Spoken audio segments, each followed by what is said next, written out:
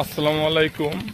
এই যে জায়গাটা, এটা হলো এটা যে জায়গাটা এটা হলো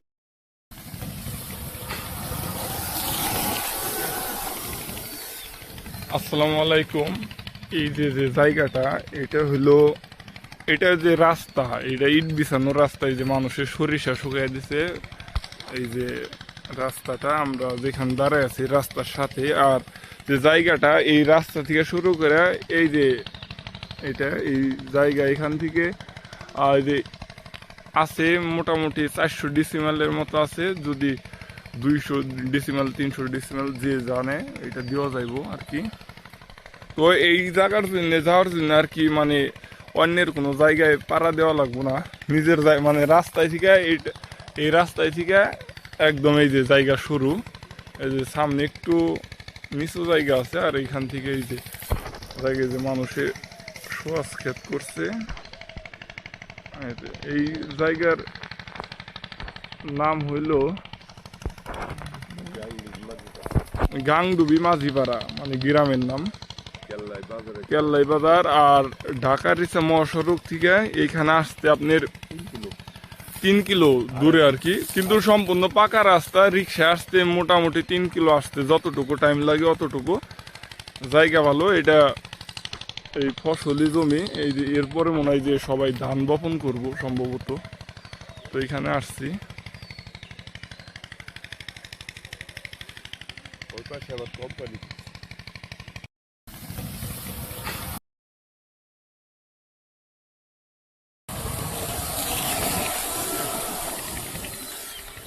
আসসালামু আলাইকুম।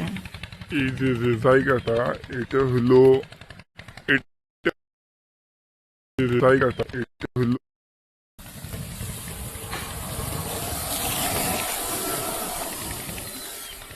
আসসালামু আলাইকুম। এই যে জায়গাটা, এটা হলো এটা যে রাস্তা, এটা ইট বিছানো রাস্তা। এই যে মানুষের সরিষা শুকিয়ে দিছে, এই যে রাস্তাটা আমরা যেখানে দাঁড়ায় আছি রাস্তার সাথে। আর যে জায়গাটা, এই রাস্তা থেকে শুরু করে এই যে এটা এই জায়গা, এখান থেকে আর যে আছে মোটামুটি 400 ডিসিমেলের মতো আছে। যদি 200 ডিসিমেল 300 ডিসিমেল যে জানে এটা দেওয়া যাইব আর কি।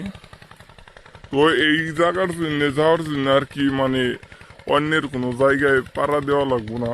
নিজের মানে রাস্তায় থেকে এই রাস্তায় থেকে একদম এই যে জায়গা শুরু। এই যে সামনে একটু নিচু জায়গা আছে, আর এইখান থেকে এই যে জায়গায় যে মানুষে শোয়াস ক্ষেত করছে। এই জায়গার নাম হইল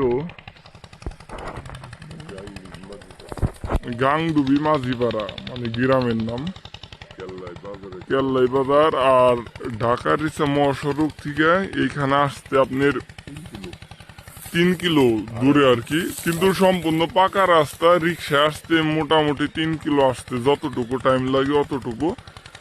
জায়গা ভালো। এটা এই ফসলি জমি। এই যে এরপরে মনে হয় যে সবাই ধান বপন করব সম্ভবত।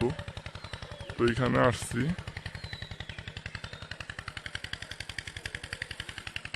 ওই পাশে আবার কোম্পানি।